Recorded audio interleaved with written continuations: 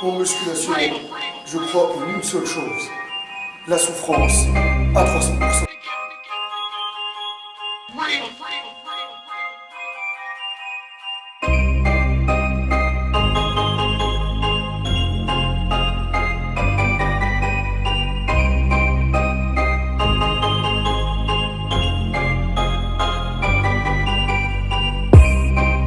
Salut à tous les Spartiates et bienvenue au Spartiate Gym, une salle où il n'y a que la souffrance qui paye. Mes Spartiates, j'espère que vous êtes motivés à 300%. On se retrouve aujourd'hui pour une nouvelle vidéo. Une vidéo, on va dire, un peu marrante parce que quand on parle de conneries, c'est marrant.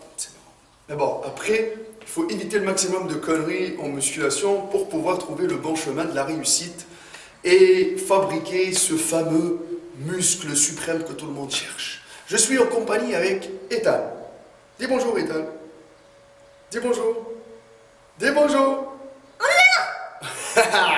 Il se cache, Ethan, parce qu'il est là. Ouh. Dis bonjour à la caméra. Bonjour. À 300%. À 400. À 300%. 400. Alors, mon compagnon Ethan aujourd'hui, il est venu soutenir son père pour la vidéo. J'espère qu'à 15 ans, à 16 ans, voilà, tu débuteras en musculation. Et alors, aujourd'hui, je vous ai préparé quelques feuilles.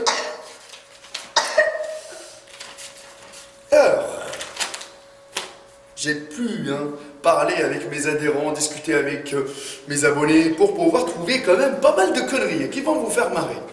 Alors, les conneries qu'on a. On commence par la première. Ah bah oui, parce que les conneries, si on parle pas de whey, protéines, c'est pas bon. J'arrête la whey, il faut que je me nettoie les reins. Et celle-là, dédicace pour Mika, c'est lui qui me l'a envoyé. C'est un fidèle Spartiate motivé à 300%. J'arrête la whey, il faut que je me nettoie les reins. Ah bah monsieur Bois, prends un Karcher, ça ira plus vite. Tu vois? Non mais arrêtons de déconner. Le but c'est de parler de ces conneries-là et vous donner une réponse qui va vous aider à les éviter. La whey c'est quoi? C'est une protéine à assimilation rapide. Okay, c'est l'équivalent, vous allez l'assimiler, vous allez le pisser et terminer. C'est l'équivalent d'un morceau de poulet. Si la personne elle parle comme ça, j'arrête la whey et je me nettoie les reins, qu'ils arrêtent toutes les protéines. Toutes les sources de protéines, qu'elles soient animales, il arrête tout, ça veut dire le mec. Et à ce moment-là, ça va être compliqué pour lui de construire du muscle. Ok? Donc arrêtons de déconner. Quand on consomme de la whey, protéines ou il faut quand même boire entre 1,5 litre et 3 litres par jour. Voilà, pour que les reins fonctionnent tranquillement. Le fonctionnement des reins, c'est hyper important. Tu leur donnes pas d'eau, ils sèchent comme le désert tunisien. Voilà. Donc ça, c'est la première connerie. On jette. On parle des femmes. Bon, on fait un peu les femmes, un peu les hommes. C'est normal. Les femmes, qu'est-ce qu'ils disent généralement? Je travaille pas les pecs. J'ai pas envie de perdre ma poitrine. Sauf que les amis, la poitrine, elle est constituée principalement de quoi chez les femmes? De gras. Et donc, quand on parle de perte de gras, perte de poids, etc., ça revient sur le régime alimentaire. Si la personne, elle fait un régime alimentaire pour perdre du poids, c'est clair qu'elle va perdre de la poitrine. Okay, c'est pas en travaillant les pecs qu'elle va perdre sa poitrine. Elle va se tonifier plus la poitrine. Elle va se tonifier. Et c'est avec le régime alimentaire qui va faire qu'elle va perdre de la poitrine. Ok? Donc, oublions cette connerie-là et travaillez vos pecs comme les mecs. Comme je dis dans la musique, tu veux du muscle chez ta race. Et pour les pecs, il n'y a pas que les mecs, les filles aussi, faites vos séries. Si vous voulez tonifier la poitrine. Ok? Tu prends de la protéine, t'es pas naturel. Et ça, c'est les gens qui confondent whey protéine avec stéroïdes anabolisants. Donc, la whey, pour eux, c'est du dopage. Et franchement, rappelez-vous les bébés, là, quand ils prennent les laits, la gigose, les machins et tout ça, là. le lait en poudre. Ben, c'est à peu près pareil. Donc, les bébés sont dopés aussi. Je vous dis une chose, hein. L'effet anabolisant, on parle d'anabolisant. La whey, elle n'a aucun effet anabolisant. Donc du coup,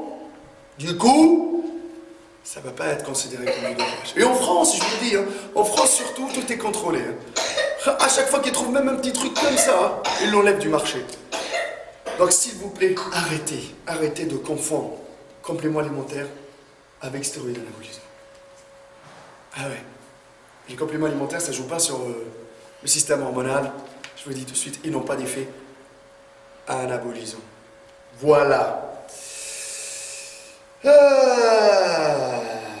Et autre chose, pour les gens qui disent que les compléments alimentaires c'est magique, je vous dis une chose, complément alimentaire ça vient du mot compléter.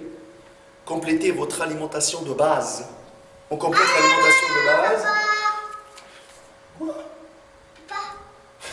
On complète l'alimentation de base avec les compléments alimentaires. Si votre alimentation de base, je dis carotte, banane, si votre alimentation de base, elle est, de suite, elle est dégueulasse, vous n'allez pas construire de la masse musculaire. Mais si elle est bien, après tu peux compléter avec des compléments alimentaires. Mais vous n'allez pas accélérer, vous n'allez pas devenir Hulk à rien du tout. Voilà. Une fille qui dit « Je ne veux pas devenir comme Hulk si je soulève lourd à la salle. » Qu'est-ce que je dis, moi? Tu ne serais jamais comme Hulk. Pourquoi? Parce que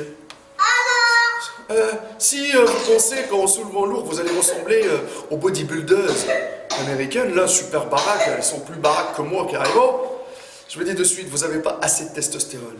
Mais les autres, ils touchent au testostérone, les trucs à la testo, ok? C'est une banane. T'es une fraise. Ok. C'est toi. Donc, il faut mettre une charge, les filles, mettez une charge qui vous met en difficulté. Et arrêtez là avec vos charges de 2 kilos de 500 grammes là. Ah non, c'est pas avec ces charges-là que vous allez construire du muscle et que vous allez tonifier votre corps. Et vous n'allez jamais ressembler à Hulk. Allez. Et alors, on y va. Pour les filles, on continue avec les filles. Tu veux des grosses fesses? Alors fais des squats. Le squat, vous connaissez le mouvement du squat.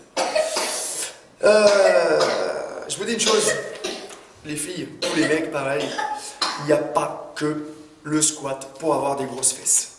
Il y a d'autres types d'exercices qu'on peut faire. Les kickbacks, les donkey kicks, les relevés de bassin. Il y a tellement d'exercices qui sollicitent le fessier. Il n'y a pas que le squat, parce que le squat, il ne sollicite pas que le fessier. C'est cassé. Ok? Ça sollicite aussi les quadrilles. Je vous le dis de suite, ça sollicite les quadrilles à 300%.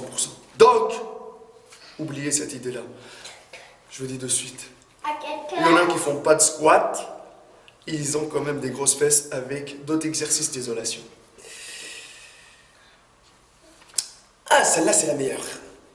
Je veux transformer ma graisse en muscle. Ah ouais, mais cette connerie-là, on entend tout le temps. Impossible.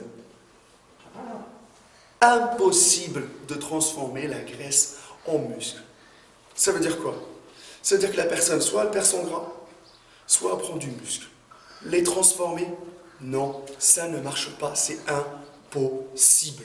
C'est comme, une fois j'ai entendu une youtubeuse, Sissi Lizzy Easy, qui dit prise de masse sèche. Tu peux pas prendre de la masse et sécher en même temps. C'est un peu compliqué, prise de masse propre, mais prise de masse sèche, non. Ok? Je travaille les abdos tout le temps, ça c'est l'autre connerie, attention, je travaille les abdos tout le temps, mais j'ai pas d'abdos visibles. Croyez-vous qu'en travaillant les abdos tout le temps, vous allez avoir les abdos visibles à la Ulysse? Ah non, je ne crois pas du tout. Vous savez quoi? Va travailler tes abdos. Travaille les matins, midi et soir comme les antibiotiques, même jusqu'à ce que la salle elle ferme, et tu continues toujours à travailler tes abdos. Je peux vous dire que vous allez jamais avoir les abdos visibles. Pourquoi? Les abdos visibles, c'est un travail dans l'assiette. Si votre régime alimentaire il est dégueulasse, oubliez les abdos complètement. Ok? Ça ne sert à rien. 2 à 3 fois par semaine, les abdos, ça suffit largement, les spartiates. Donc, qui dit abdos, le travail le plus dur, c'est dans l'assiette. Ok. J'ai perdu 20 kilos, je suis en sèche. Ah d'accord, il a perdu 20 kilos, il est en sèche. Ça veut dire que la personne, elle était en surpoids de 20 kilos. Croyez-vous qu'elle est en train de sécher ou croyez-vous qu'elle est en train de faire une perte de poids? Et ça aussi, c'est une connerie parce que tout le temps, les gens, ils confondent perte de poids et sèche.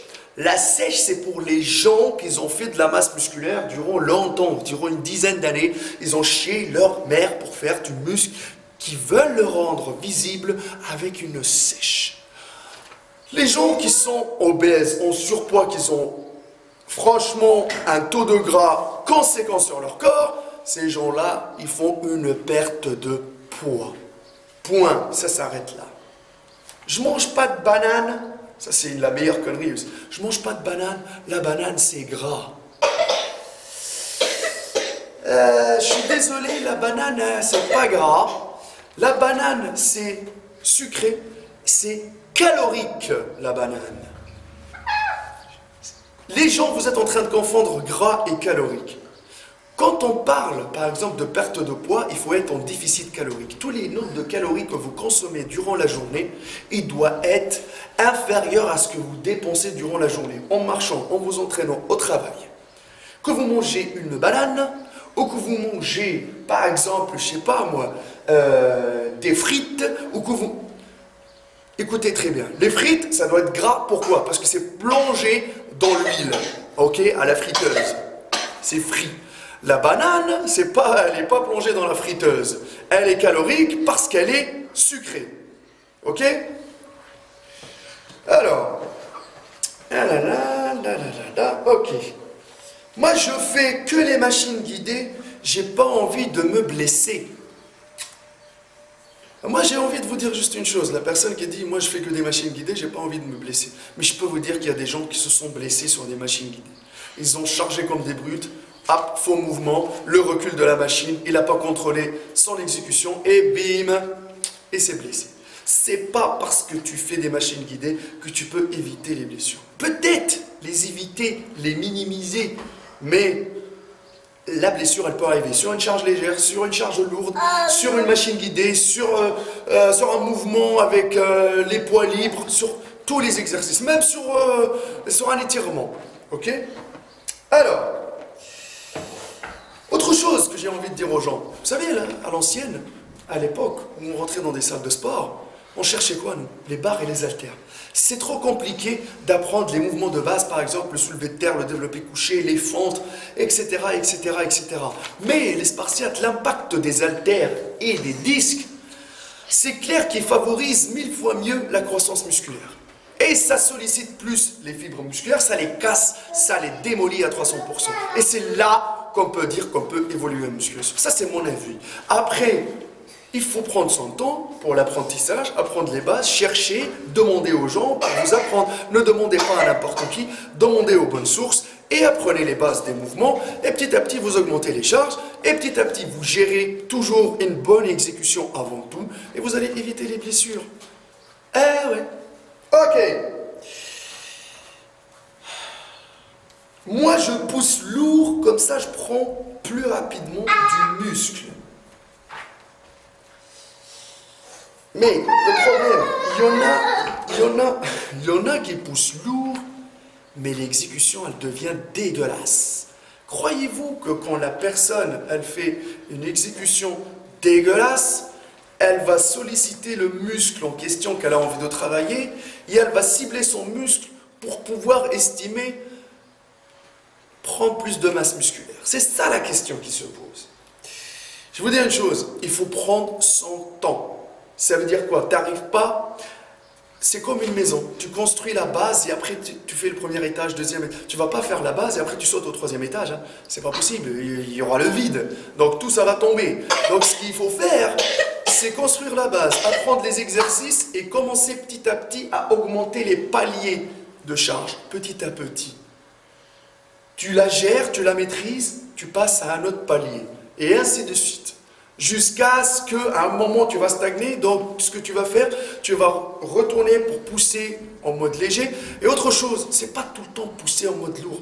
Parce que le corps, c'est pas une machine, c'est pas un bouton, tu lui dis tu pousses 200 kg soulevé de terre tout le temps. Non, il y a des jours il va soulever que 150, il y a des jours il va... C'est suivant s'il est malade ou pas, c'est suivant s'il est bien ou pas, c'est suivant s'il a bien récupéré ou pas, c'est suivant s'il a bien mangé ou pas. Voilà. Mais après, on peut quand même cibler un muscle même en travaillant en mode léger. Des fois, on arrive à cibler plus de fibres musculaires en faisant des séries longues avec des charges légères. Ok, je suis où? Hop, hop, hop, ça, c'est terminé.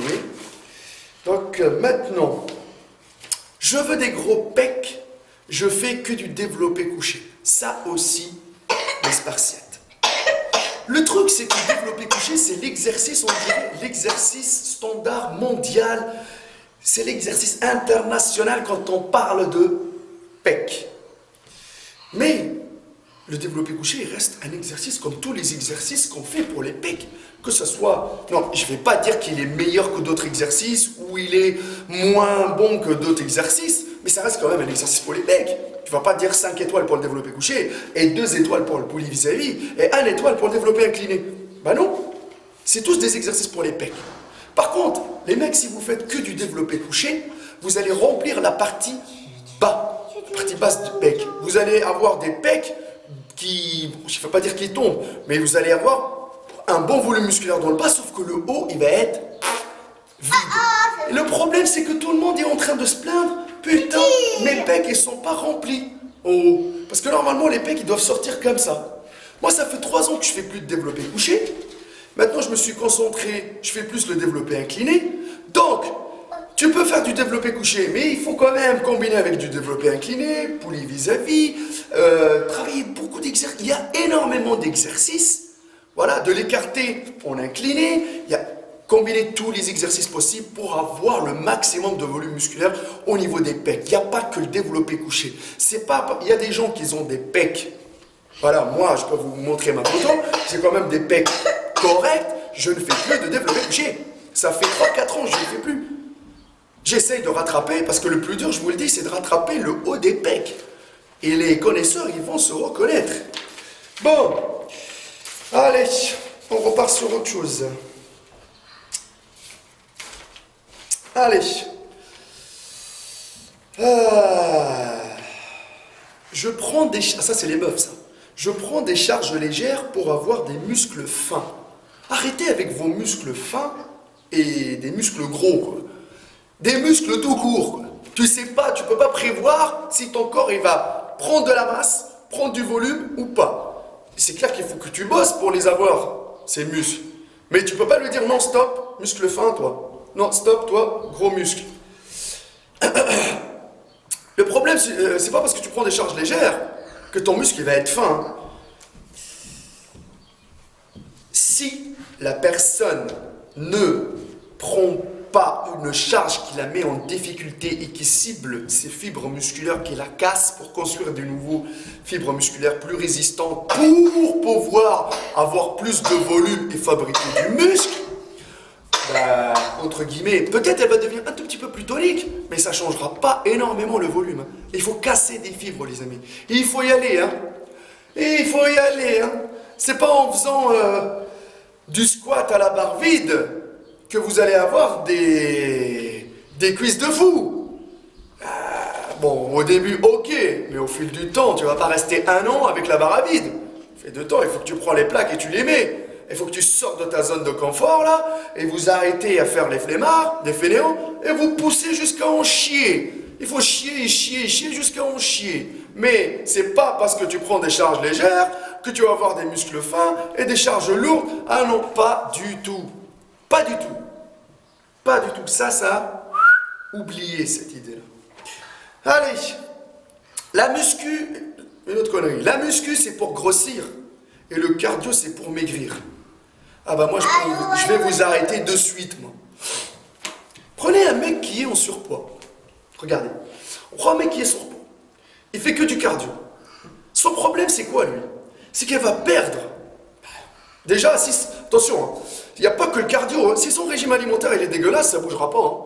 Si le mec il se bouffe 10 000 calories par jour, en bouffant que de la merde, voilà, en faisant des cheat meals à la body time, je vous dis de suite, c'est même pas la peine. S'il fait son cardio matin midi, ça va être compliqué. Il va rester sur le tapis, je crois. Il va dormir, il va ramener un matelas, il va dormir dessus. Mais s'il va réussir quand même à perdre, en fin de compte, quand on va faire le bilan, son corps il va être tellement flambé comme le flanc là, acheté chez Leclerc. Parce qu'il n'y a pas de muscles. Le gras il commence à partir, la peau elle commence à se détendre, ça va être compliqué pour lui. Ça va être flambé. Ah ouais. Donc ce qu'on va faire, si on la combine pas à la muscu, pour prendre un peu plus de masse, les spartiates, pour casser les fibres, pour que son corps quand même, il reste un peu plus tonique, la peau elle tient avec le muscle, c'est clair que ça va être une catastrophe à la fin. Donc, la muscu c'est pour grossir, mais attends, je fais du cardio. Vous croyez que je suis en train de maigrir? Non, je prends du muscle en faisant du cardio aussi. Mais il faut combiner cardio, muscu, c'est le bon cocktail Molotov pour pouvoir faire du muscle. Et en fin de compte, pour pouvoir avoir une shape correcte. Ah non, mais arrêtez complètement, c'est pas que des cardio. Il faut toucher. Tu vas pas être construit 70% de gras. Si tu touches pas à la muscu, si tu touches pas à la fente, ça va être compliqué. Alors. Maintenant, je vous dis une chose. S'il y a une connerie que j'ai oubliée, n'hésitez pas à me la signaler dans les commentaires. Ça, j'ai fait un peu le tour. N'hésitez pas à me la signaler en commentaire. J'attends votre retour. Dites-moi les conneries que vous voyez. N'oubliez pas, il y a ma page Facebook, ArtMartiemHK, mon Instagram Maître Cal et le Facebook de la salle Spartiate Gym, la teste de bûche. Il n'y a que la souffrance qui paye et restez toujours à 300%.